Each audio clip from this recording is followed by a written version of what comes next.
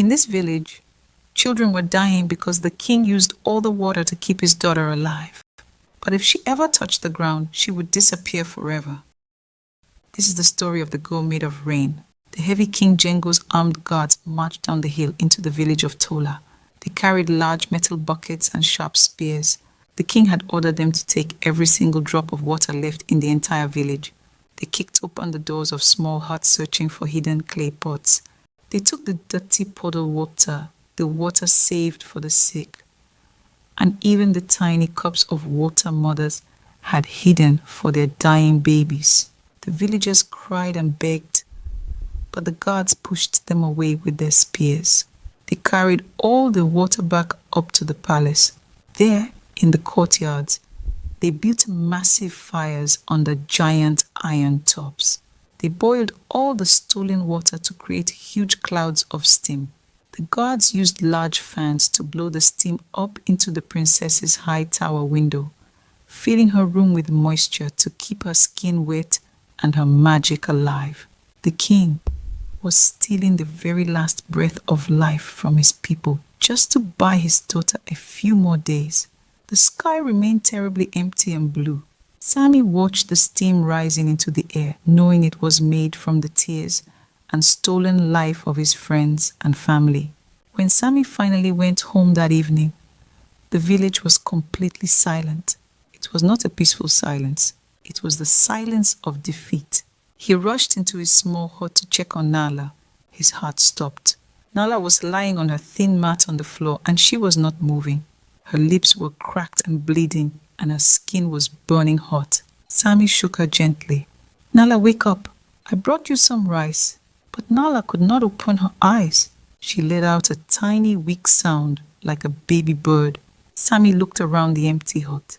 The small cup of water he had saved for her was gone, taken by the king's guards. A hot tear rolled down Sammy's cheek and dropped on the dry, dusty floor. He realized that if he did nothing, Nala would not survive the night. He thought about the old paintings. He thought about the clear, glassy skin of the princess. He thought about the stolen water boiling in the palace. Sammy wiped his eyes and stood up. His hands curled into tight fists.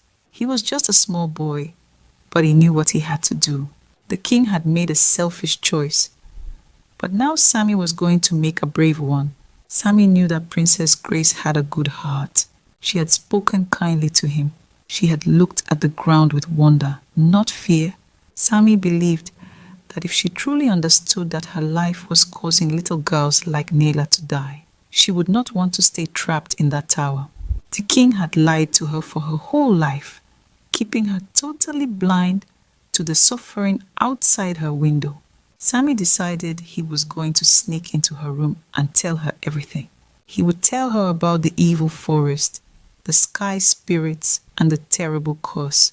It was a highly dangerous plan. If the guards caught him, King Django would surely throw him in the dungeon or worse. But Sammy looked at his dying sister and knew he had no other choice. He waited until the moon was high in the sky and the village was completely pitch black. He crept out of his hut and ran silently up the steep hill toward the towering stone walls of the royal palace. He was small and fast, moving like a little shadow in the night. Getting inside the palace at night was much harder. The guards were everywhere, holding bright torches that cast long, scary shadows. Sammy knew he could not use the main doors. Instead, he went to the back of the palace, where the tall stone wall met the side of the princess's high tower. Thick, green ivy vines grew up the side of the tower, reaching all the way to her balcony. Sammy took a deep breath, grabbed the thickest vine, and began to climb. The rough stones scraped his knees and his arms ached with every pull. The ground moved further and further away. If he fell now, he would not survive. He climbed higher and higher, passing the windows of the sleeping servants. Finally, he reached the smooth stone ledge of the princess's balcony. He pulled himself up and rolled over the edge, lying flat on his back to catch his breath. The glass doors to her room was slightly open to let the steam in. Sammy crept forward and peeked inside. The room was thick with warm white steam. It felt like being inside a cloud. In the center of the room, Princess Grace sat on her large bed. She looked incredibly weak. Her skin was glowing with a faint magical blue light, and her hands looked almost entirely clear, like melting ice. Sammy stepped through the doors. "Princess," he whispered. Grace gasped and pulled her blankets up. "You, the boy from the courtyard. How did you get up here? If my father finds you, he will hurt you." Sammy stepped closer, his face very serious. "I don't care about your father right now," Sammy said firmly. "I care about my sister. She is dying. Everyone in the village is dying. And it is because of you." Grace looked shocked and hurt. "Because of me? I have done nothing. I'm just sick." Sammy shook his head. "You are not sick, Grace. You are cursed." Taking a deep breath, Sammy told her the whole story.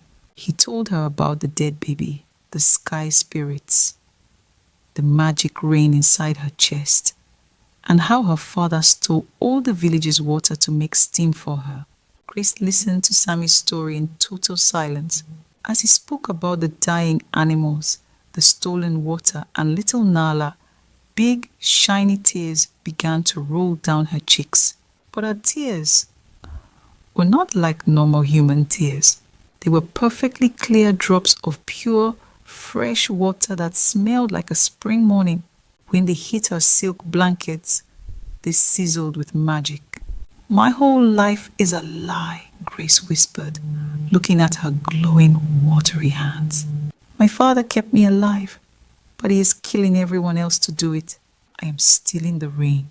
Sammy nodded sadly. "The sky spirits will not let it rain until the magic inside you is returned to the earth."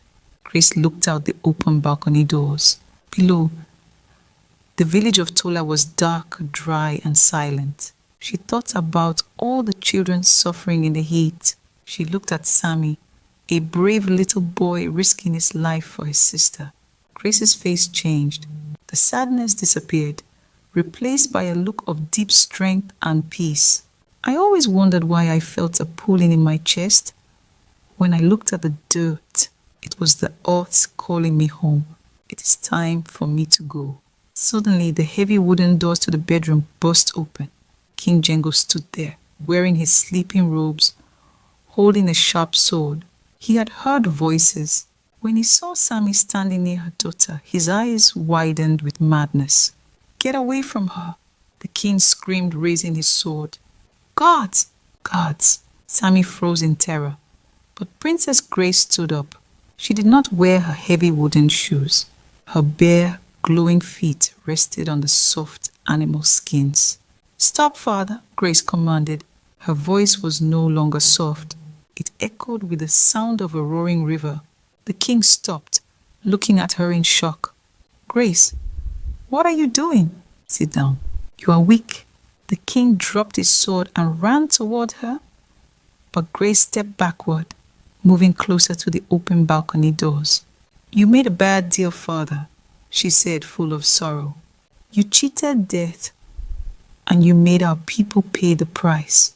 I love you for wanting to save me, but I cannot let innocent children die so I can live in a cage." She turned her back to the king and stepped out onto the cold stone of the balcony. "No!" the king shrieked, diving forward, but he was too late. Princess Grace looked back at Sammy and gave her a beautiful, thankful smile. Then she stepped off the edge of the stone balcony. She did not fall far. As soon as her bare feet touched the dry, dusty earth of the royal garden below, a massive, blinding flash of blue light exploded into the night sky. The ground shook violently. Sammy covered his eyes. There was a loud booming sound, like a mountain cracking open. When Sammy opened his eyes, Grace was gone. In her place, a giant pillar of pure, sparkling water shot up from the ground, reaching high into the clouds. Instantly, the empty sky filled with thick, heavy, dark rain clouds. Thunder roared loudly, and then the rain began to fall. It was not a small shower. It was a heavy, glorious, soaking rain. Down in the village, People ran out of their huts, laughing and crying as the water washed over them. Nala awoke, drinking the sweet water falling on her face. The dry river filled up, and the earth drank deeply. Princess Grace had returned the magic to the earth, sacrificing herself to save her people. Sammy stood on the balcony, letting the rain wash over him, knowing he would never forget the brave girl who finally touched the ground. Some things in life are not meant to be controlled. When we try to hold on too tightly, we may end up hurting the very people we love. What would have you done? Choose to live or save the village. If this story touched your heart, don't forget to like, subscribe, and share.